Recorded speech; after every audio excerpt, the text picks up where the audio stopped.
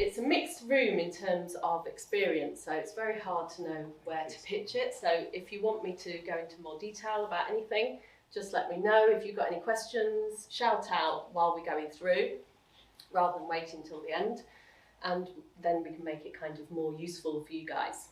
So we're going to think about the process a bit in terms of conveyancing, because you've all been through some transactions, but sometimes you don't really get to know what's going on behind the scenes with the solicitor, so it's a good idea to have more contact with your solicitor at all stages of the process, really. And that shouldn't cost more money, it will make sure that there's no errors that you miss, because usually the solicitor doesn't go out onto site, so you are the solicitor's eyes, really. Unless it's a development, then we do go onto site. So we're going to think a bit more about joint ventures as well, because there's so many different ways you can do a joint venture, depending on what the project is and what your relationship is. We're going to think about auction purchases. So I've had some clients over the years make some boo-boos at auctions, so I'm going to talk to you a bit about trying to avoid that happening. Because auctions are very exciting, aren't they? And people can get carried away with that. And then thinking a bit more about sites. So it's dangerous buying sites rather than buying existing properties. Okay, so there's a lot to look out for when you're looking at going into new build. And then there'll be some time for Q&A. Okay, so in terms of the conveyancing process, it's a really good idea to get your solicitor involved at the heads of terms stage. Okay, so even if it's a relatively straightforward transaction, there may be something that you haven't thought about. Okay, so your solicitor won't mind you ringing them and saying, I'm talking with somebody and we're agreeing terms, can you just be involved? Can I copy you in? Can you be involved in this conversation? It's really important if it's a lease transaction. So I've had a client this week who I've had to try and backtrack on what he agreed at heads of terms stage. So he agreed to take external repair on the building, which is already quite dilapidated, which is not ideal, because once you've agreed those heads of terms, they're not binding, they're not legally binding, but it gives you a bad bargaining position then if you've agreed something in heads of terms that we then need to backtrack on. Capital allowances is something that is sometimes missed. So in terms of commercial stuff, you can get free money by getting capital allowances out of that building that haven't been claimed yet. So it's a good idea to make sure your contract will cover all of that, which your solicitor will recommend somebody that you can work with on capital allowances. So I don't think there's any accountants in here, is there? Most accountants won't cover capital allowances. Okay, so you need an expert on that. So obviously, if it's a rent-to-rent or a lease option, it's a good idea to get the solicitor on board very early to check the title, because it can be tricky if there is a high street lender on there to get consent for that kind of thing. So make sure the solicitor's on board early. So in terms of title investigation, where you have existing properties, there's not much in the title that is going to cause a massive problem. There's not much that you can't sort out by doing a bit of investigation or by getting indemnity insurance when you've got an existing property. The problems are when you're looking at new build with the title, or if you're looking to extend. Okay, so usually title issues can be sorted out. Red flags in terms of title, which may cause a problem. If there's been a conversion, say a maisonette, that doesn't have building regs for the conversion, that's going to be unmortgageable as it is. You're not going to be able to get a mortgage on that. There are a lot of dodgy buildings out there at the minute. I don't know if you've come across any of them. During COVID, people were just doing anything they wanted, getting no consents, okay, and then trying to sell them and saying, well, it was like this when we bought. You can easily have a look online at old pictures and see that's not the case. So there's lots of dodgy buildings out there. Leasehold properties are tricky. They can be unmortgageable. So if there is a cladding issue, and there are buildings in Lincoln that are unmortgageable because they have a cladding issue, then that is going to cause a massive problem. If there's going to be major work, so Section 20 notices, then that can be an issue as well. If the valuer can't determine how much that's going to cost each of the leaseholders, then yeah, there's going to be a problem. Otherwise, most things can be sorted out. Okay, so in terms of searches, if it's an existing building, you might just bypass the searches. Then they don't usually throw up anything odd. Sometimes there might be a bit of an environmental health notice on there that's a bit of a problem, but usually you can just get search indemnity. It's quicker, it's like instant. So if you're in a rush, you can, if it's a cash purchase, you can exchange the same day that contracts arrive by getting search indemnity rather than waiting for searches. Some of the searches are taking ages at the minute. So I'm going to talk a lot today about the concept of buyer beware. Obviously the seller is not going to tell you if there is a problem with the property, and it's your job and your solicitor's job to find out if there is a problem. But you're not allowed to raise rafts and rafts of general inquiries if it's a residential property. All you get is the property information form, and then you can raise some inquiries which as a result of your survey, you'll have some more inquiries. If you do the inspection, you might have some more inquiries. With commercial properties, you get your CPSE to read through. You need to make sure that you check if there's been any disputes or if there's any issues. What works have been done, did the seller get consent for those works? Leasehold pack, you'll get the LPE1 to have a look at if it's a leasehold property. So if you are buying off plan, if you're buying a new build, then it's a good idea to have a snagging survey just as a line in the sand with the developer, and make sure that the developer isn't getting the deposit in their pocket. It needs to be held by the solicitor. So we're going to think a bit more about funding. So whether you have a high street lender or a commercial lender can make a big difference. Okay, so with a high street lender, the mortgages are coming in really quickly now. They're just coming in within a matter of a week or so, and you can exchange the day that mortgage offer comes in. Your solicitor will check it. It's all okay. You're happy with it. You can get the exchange done. If you have a commercial lender, let's say you're going for Aldermore or someone like that, that is not the same. Okay, so it's not a good idea to exchange when you've got the facility agreement, because it might be pulled. Okay, so often they will pull, not often, I've had maybe a couple recently, but they can pull once the solicitor looks into the details. They will have their own solicitor, okay, which you have to pay for. So with a high street lender, the lender uses your solicitor, doesn't cost you any extra money. With a commercial lender, they're going to use separate representation, which will cost you extra money. They're going to also want personal guarantees, and you're going to have to get independent legal advice on those personal guarantees from another solicitor, so that's going to cost you extra money as well. Sometimes they will allow video call and a colleague to do it, which is a bit cheaper, but that will be at least 350 quid each for you. Okay, so they could pull after, if their solicitor looks at the documents and sees some kind of overage or clawback on the title, they don't like that, then they could pull. If you've exchanged at that point, that is not very comfortable, because you have to then get quickly something else. I've had them pull in the past as well for past history of the director who was involved in a company before that went a bit pear-shaped. So no exchanging until that solicitor that's acting for that lender says, yep, we're happy with everything. So in terms of exchanging, obviously you can exchange and complete the same day if you want to, or you can exchange and have a very long completion. You can have 5 years before you complete if you want, depending on what you're doing with that property. So if you do have a long completion, it's a good idea to protect yourself by putting a notice on that title to say that you've got that contract there, you've got a proprietary interest in that property, you've paid a deposit on it. Okay, so that means the seller can't go and sell it to somebody else. So if you have a long completion, good idea to do that. Also, if you have a seller that you're not very sure about, if you're suspicious about them, it's a good idea, even if you have a shorter completion, to put a notice on there.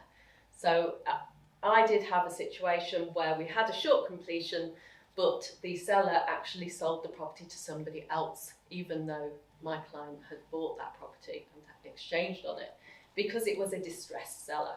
Okay, so if you're dealing with a distressed seller, it's a good idea to put a notice on there. So my client had paid off that seller's arrears on the mortgage, got a below market value deal, and then she had taken the file from the solicitors, given it to another solicitor and sold it to somebody else, which was not very nice when I came to complete with that solicitor who said, I'm no longer acting. But we sorted it out, he got his deposit back, but it's just very annoying and not very nice for that poor client who had been very helpful. So yes, good idea to protect yourself if you have a dodgy seller. So it's a good idea to do an inspection. I always say do an inspection before you exchange and before you complete. If it's a probate, you need to check it's been cleared, because it's very hard to get somebody to clear the property once they've moved out. You do have the position that they're in breach of contract, but are you going to sue them? No, it's going to cost money. So go and have a look, see what's going on. I did have a client who went to move in on the afternoon and found that there was no cooker in the property. It had been disconnected and taken away. In fact, the whole of the fitting kitchen wasn't actually there, because it was a dodgy developer who finished a flat, got consent on it, got the certificate, and took everything and put it in another flat to get the certificate on that one. So you've got to be careful of these things. That was the first time that has ever happened. Also, if it's a repo, it might have shutters on. Tell your solicitor if it has shutters on, because you don't want that property to be open to the elements when they go and remove it. You need to make sure you secure that property. Okay, so how are you going to structure your transaction? So obviously it might just be a straightforward purchase, but is it? I had a client recently who went for a straightforward purchase. It would have been better to be a conditional contract, because he decided that he actually wanted to do the full Monty on this property and extend it into the basement, out to the side and upwards, and it had a lot of restrictions on the title. So it would have been better to get some reassurance from planning. But it's very hard to negotiate with a seller once they think they're getting a straightforward sale. Actually, we want to go conditional. It's not going to happen. Okay, so you could have a straightforward purchase, an option if you're looking at various properties spring together for a site. Options are nice and flexible. Conditional contracts are more binding, so you have to be more careful about the wording with those, or you might have a right of preemption, which obviously if they want to sell it at some point in the future, you have first refusal. So a call option, this will tie that property up for 1 or 3 years, however long you agree with that seller. You might agree the purchase price at the time you get the option, or have some kind of mechanism to agree it at a later date, or an expert will agree it, will confirm what the market value is. Sometimes the seller will do that for nominal consideration. Other times you might have to pay something, because obviously they're tying up their property while you get your other ducks in a row. So conditional contract, you can have your contract conditional on anything. Could be conditional on you getting funding, could be conditional on you getting a search in, but usually we have them for planning. So you're going to go off and get planning, and then exchange once you're happy with the planning. So you need to be very careful of the definition of development in your conditional contract, because if your site is only going to work with 4 units on it, and you only get planning for 2, you don't want to be tied into buying that site. You need to have full discretion to get out of it. Obviously, there'll be a long stop date in there. Planning can take a very long time. So sometimes it might be 3 years, 3-year long stop date, and it might be extendable within that for you to do appeals. But there has to be an end date, it can't just last forever. And in terms of the planning process, who's going to pay for it? Is it more of a joint venture type situation with the seller? That needs to be reflected in the contract. Do you want to put a charge on that property? Do you trust that seller? You know, you might want some extra security there. And obviously you might need access to the site to do investigations, that kind of thing. Oh, sorry, that's quite hard to read, isn't it? Sorry, can I just ask a question about the option agreement side of things? So say, for example, you find like a commercial unit that you're looking to convert to residential. How would it? What sort of conversation would we have with yourself, like in terms of like the option agreement? So, say for example, you put £1 down based on like future planning potential. How would that kind of structure work? Have you had like any case studies of that at all in your experience? Well, you'd probably want to get a conditional contract on that, because you can usually put nominal consideration down for a conditional contract. So it will just all come down to what the seller's viewpoint is. Are they happy to sit on it for a while you go and get planning?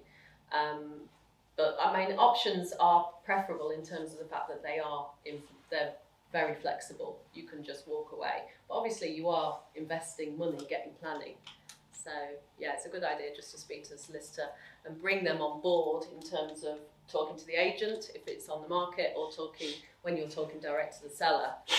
You can still involve your solicitor at that stage. Okie dokie. So in terms of joint ventures, lots of different structures depending on what the project is and who you're working with. So you might want to go down the limited company route. Obviously you are getting into a relationship then with someone, aren't you, if you form a company with them, but your liability is capped. But bear in mind, if you get any funding, you're going to be asked for personal guarantees, which obviously you're going to have to give those on a personal basis, not have capped liability. So there is obviously liability in property in terms of liabilities to investors, to funders, environmental cleanup liabilities, warranties if it's new build stuff, you know, you're going to have liabilities there as well. Partnerships are not usually used anymore in terms of property stuff. If it's a big portfolio unit trust, I'm not going to cover that. So contractual arrangements are the best way forward in my view, and it's a good idea to get something in writing. It's a bad idea not to have anything in writing, because the court is not going to protect you. If you're an experienced property developer or investor, they're going to say, look, you had the money and you had the time to get solicitors to draw up an agreement. We're not going to be your get out of jail card here. You know, you need to have something in writing. So, and it can be, obviously it can be very flexible. You might have just straightforward JV contract. You might have a declaration of trust that contains a lot of detail in terms of what people are going to be doing. You might have a loan agreement. If someone's just putting in money, then it's really simple and cheap just to have some kind of loan agreement or an equitable loan. Obviously you need accountants' advice in terms of which is the best way from a tax point of view. So things to bear in mind: the nature of the project. Is it a one-off, or is there going to be multiple projects? Because obviously if you're setting up a company, there's quite a lot of outlay there in terms of cost. So could it be structured as an equitable loan? If you have a lender on that property, they're not going to want to give consent to some other investor that you're working with, but you can have an equitable loan and just have it noted on the title. So what skill sets are you both bringing to the table? What are you going to be doing? And what are you bringing to the project? And apportionment of risks. So if you do have to give personal guarantees, those are going to be joint and several, okay? So if the lender needs to come at you because everything's gone pear-shaped, they're going to come against the person who has the most assets, and they're going to leave the other person alone, okay? So you might need to have a contribution agreement between the two of you to make sure that it's going to be a 50-50 if that's what you want. So you need to think about funding as well. You know, are you both going to be obliged to put more money in if it's needed at a later time? So lots of things to think about. So marketability. So is it going to be a situation where you will want to keep, let's say it's a conversion that you're doing and you're splitting it off into long leaseholds, are you going to keep one each for yourselves? So you need to think about the exit really in terms of what's going to happen. If it's a limited company, who's going to have the majority? What happens if you get into a deadlock situation? How are you going to sort that out? You know, are you going to have a round of golf or something to decide that? You can put anything you want in the contract depending on what you agree. So who's going to do the day-to-day stuff? What if someone wants out? What if they want to sell their shares? What if they die? What if the other person dies and you end up working with their wife? You know, there's lots of different situations you need to think about, you know, in terms of what's going to happen. What if somebody is naughty and doesn't do what they are meant to be doing? Okay, so that can all be written into the contract to make sure everyone knows where they are. You also need to think about regulatory considerations. Is it a HMO that you're involved in? Who's going to sort out all the licensing and all of that stuff?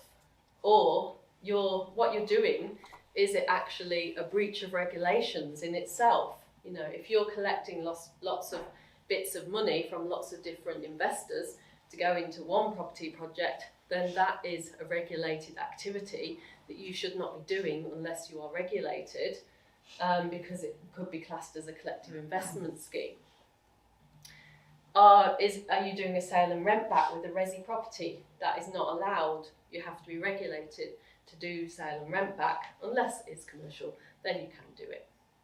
Okay, so in the past, a lot of these property companies, they preyed on distressed sellers and they said, don't worry, I will buy your house. I'm not really going to offer much for it, but at least it gets you out of this situation. And don't worry, you can live there until you die. And then they were kicked out immediately afterwards. So that is now a regulated activity. So lots of things to think about with tax. So your solicitor will advise you on stamp duty, your accountant will advise you on CGT and stuff like that, and other taxes. So in terms of tax, obviously everybody knows that if it's a buy-to-let, you need to make sure it's not in your personal name. But you need to think about what's going to happen at the end of the project, you know, in terms of utilising stamp duty reliefs. So if the property is owned in a limited company, then you can transfer to group companies without any stamp duty. So is that how you're going to share out the properties between you? That might make sense. If it's a big asset, maybe you could put it into an SPV and then just transfer the shares in that company to the buyer, which is going to make it more sellable. So lots of considerations in terms of stamp duty. Okay, so in terms of auctions, so I'm not going to cover modern auctions today. I know they are becoming a lot more popular, but we're going to think mainly about traditional auctions. So it's a good idea to get your solicitor to check the auction pack before you go to the auction. Most solicitors, i.e. me, check auction packs for free, as long as it's not a massive portfolio of properties or some kind of complicated leasehold thing. I can usually check them for free, and I will let you know if there's anything nasty in there or if there's anything missing. Okay, so sometimes the packs are not complete. I know there are agents in the room, so I don't want to say too much about this, but sometimes there are bits missing. So obviously the pack should contain the special conditions, which will be your contract. So special conditions goes alongside the common auction conditions, forms the contract. The title should be in there and any documents referred to in the title. Searches, local drainage and environmental as a minimum, and then your inquiries. That's the bit that's sometimes missing. So there should be replies to inquiries in there. And if it's leasehold, there should be a management pack. Okay, so sometimes, not very often, but sometimes dodgy properties can be put into auction, okay, because maybe the seller thinks that somebody won't notice that there is a problem.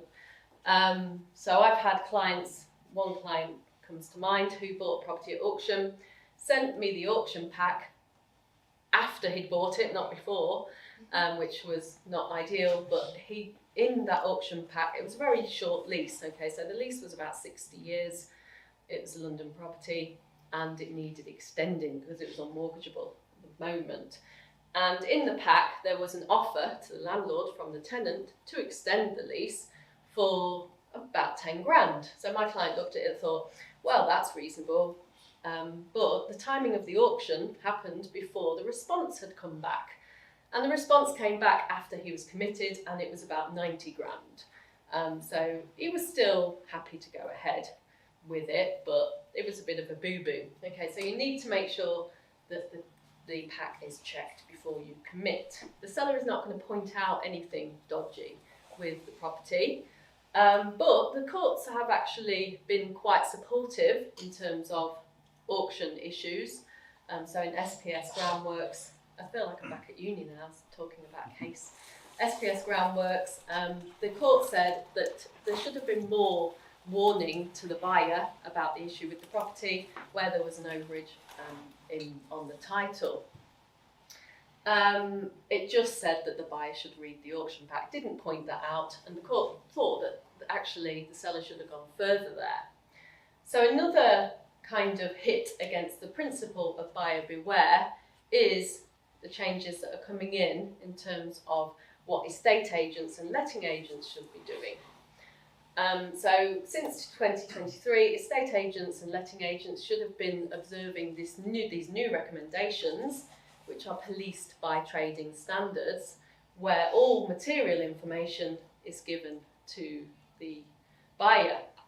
Okay, and there are potentially legal penalties and fines for estate agents who aren't doing that. So really, estate agents should be liaising, I would say this, wouldn't I, with the solicitor for the seller at the beginning to make sure that everything's in the brochure that the buyer needs to know about. I'm not sure if all estate agents are doing this, but yeah, so they should be putting everything in the pack. And this is interesting because sometimes estate agents do get it wrong in their brochures. Okay, so often when they're talking about share of freehold, it's not share of freehold property, it's a management company property. So you do have to be careful as well when you're looking at estate agents literature. Not any estate agents who are in this room today, obviously. Yeah, so that is kind of, I feel like that is a bit of a hit against the principle of buyer beware, but we shall see what happens. There's been no test cases or anything, so I'm not sure.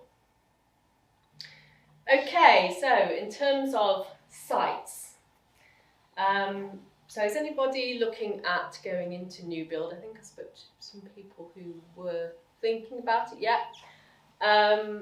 Yeah, so there's a lot more pitfalls with new build properties. With an existing property that's been there for 15 years, you know there's no planning issues, you know there's no legal title issues, it's all okay. With a site, there can be issues which mean that site is undevelopable.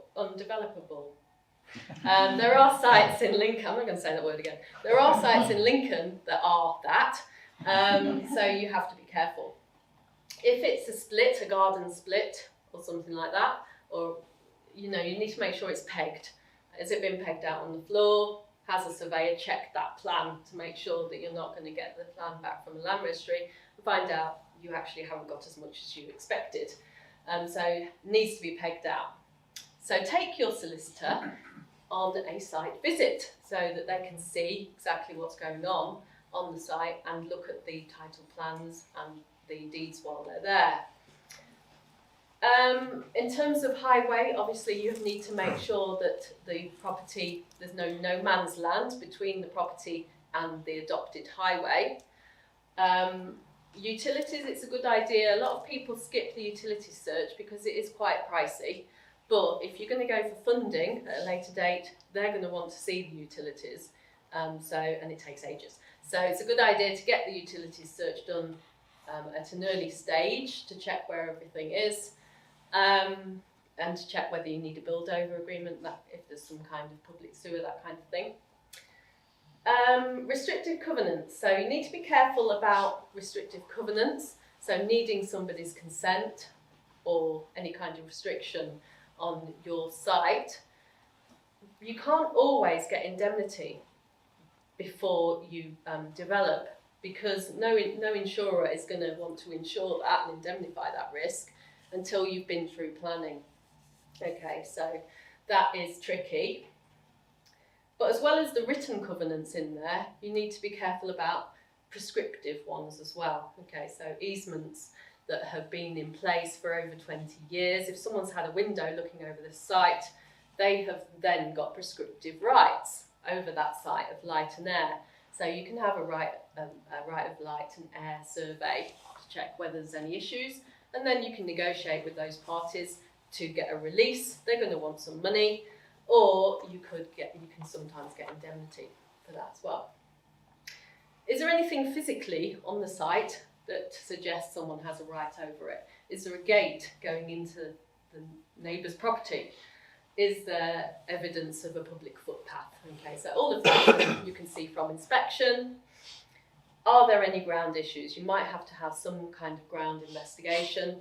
There is a site near here actually which is not feasible to build because of the ground issues. Okay, so that is a big one as well. Okay, so that was kind of everything I wanted to cover. It's kind of a broad brush, but if anyone has any questions. Has there been an update with the reform bill, leaseholder reform bill? No, so I was going to mention that, so thank you.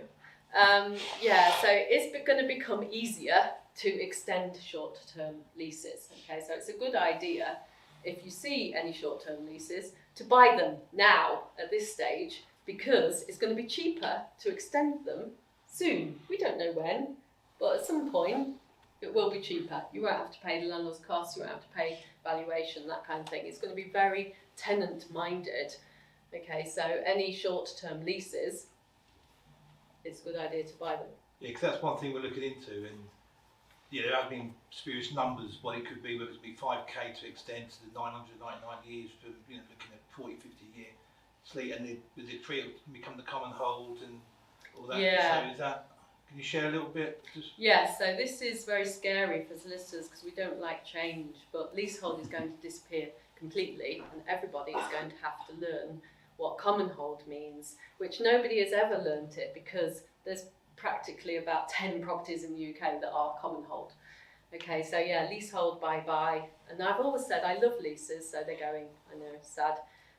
Yeah, so it will be common hold from that point where they change the legislation. Part of legislation has come in already. Okay, so if you have a new lease, it's got to be a peppercorn. If you extend your lease, it's got to be a peppercorn. So at the moment, it's still quite expensive to extend leases until they bring the next bit in, which says that you won't be paying costs and that kind of thing. But it's all a bit up in the air. Did you think that would be an option? Because we are looking at buying blocks which are unsplit, but are still on leasehold.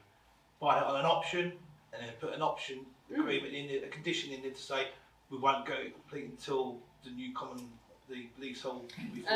Yeah, you need to have, because that would be not a determinate period, you would need to set a number of years, and with a potential to extend it if that hasn't come in yet. So you can't kind of tag it onto, because we don't know when it's going to come in. Is there a gut feeling when we think that will come in? I would say it will come in next year. Yeah. They said that last year, didn't they? Yeah. Everybody else say next year. Next year. Okay, all right. Us again next year. Perhaps have a chat with you afterwards, because Yeah. I mean, yeah, that'd be good. What, can I quickly ask something on that? What's the difference between a leasehold and a common hold? Oh my god, I haven't done training yet. Or just the top line, just Real common hold, it's going to be much more of kind of I don't even know how to answer that yet until I've done the training. I think, if I may not be right. Yeah. My understanding is, but if you have a block of flats, whereas even the individual flat was your leasehold and the overall building was your freehold, it's now the individual flats have become a freehold, and then the actual main building or the land will become the common hold. That's my understanding. So yeah, it sounds awful, doesn't it? So you've got a stake in. So if you're in a block of flats of 10, you've got a stake 1/10 of a stake in the land in. Yes. The common hold of the land. Yeah, so more of like a Something collegiate type arrangement rather than having a landlord and a tenant. It's going to be more of like a building type approach, Yeah. which is fairer, because there's been issues with landlords being unscrupulous. So you'd potentially manage that as a collective of that property. So basically, yeah, they're moving away from the fact that people used to want to buy up these ground rents because you get the money in from the rent, but also when anyone wants to extend their lease, you get a nice bit of money in at that stage. They're moving away from that.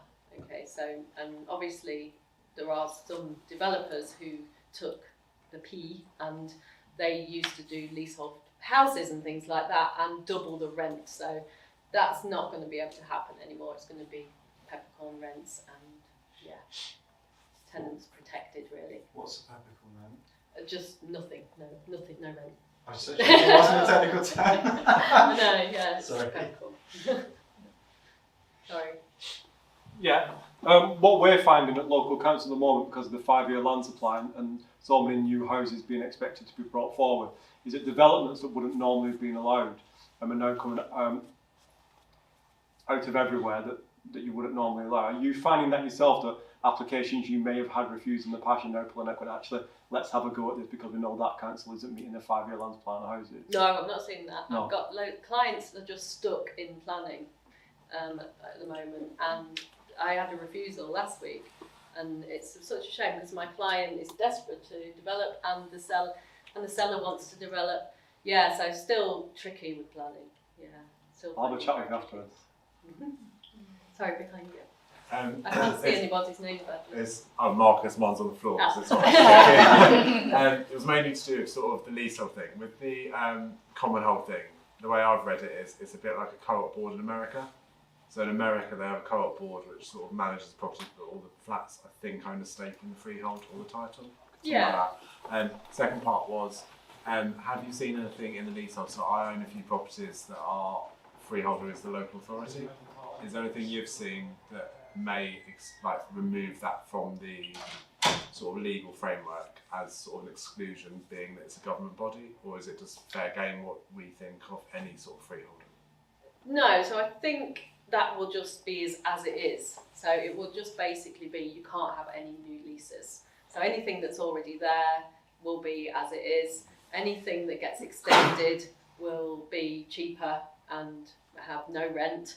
And you can't do any more new leases, so everything will have to be this common hold, which in other countries it is, that's the way of holding land. So it's just us that we've stuck with the leasehold thing. There's a good example on Rightmove at the moment at the top of Lincoln. Someone's trying to, if anyone else seen it, it's like Throwing Mill, but someone's trying to bin an entire freehold property, which is like half of Ermine or something. And I saw that burnt down here. yeah, and that's obviously they're getting rid of that because of what's coming in. Yeah. Or trying to, aren't they? Yeah. Yeah, I saw that. More questions? Sorry, Sarah, just a yes or no. Is the common hold a bit like body corporate? Just a yes or no. Yeah, it's more really research. I know she doesn't more want to explain. detail. I've kind of parked that until it comes in. It's more, so it's kind of more like just getting rid of the landlord. So, landlords used to kind of milk things, didn't they? But now they won't be able to. So yeah, it will be more like, the tenants have all of the say rather than being, because tenants have had a hard time, haven't they? Especially with the Building Safety Act and the cladding issues and not being able to sell their properties and all this stuff. So. But the key takeaway is the strategy is target short leases. Short leases, yeah. So anything that's kind of 80 to 90 years is mortgageable anyway, so you can get it with a mortgage. And then, in say, you can then extend it, it's worth more, you're going to be able to do it cheaper. I've seen some at 40, 60, are they not mortgageable? No, they're not below What's the sort limit? of I think it's 70. is it 80 years or 85, isn't it? For the Yeah, all the lenders kind of vary, Get but cash out then, guys. Everyone Yeah. buying land Cash buyers. every 10 years. snap them all. How easy is it to extend the leasehold then? At the moment, you have to have a valuation, you have to pay for the valuation, you have to pay for the landlord's costs, you have to pay a premium based on the valuation of that extension. So at the moment, it's quite expensive, but it will be getting cheaper and fairer for people. Any more questions? How do they decide on the amount that they're going to charge for an extension of the leasehold then? The surveyor tells everybody. Yeah, so the surveyor, there is a mechanism. If you look online, there is a mechanism, and it's quite complicated. But it's just to do with the value of the extension, and that will produce the premium. But you can agree, if you've got a reasonable landlord, you could agree between the two of you what you're going to pay for that extension, rather than have it assessed at the moment. The enfranchisement. Enfranchisement, yeah. Yeah. Okay, so I think that's all the questions. Brilliant, well done, sir.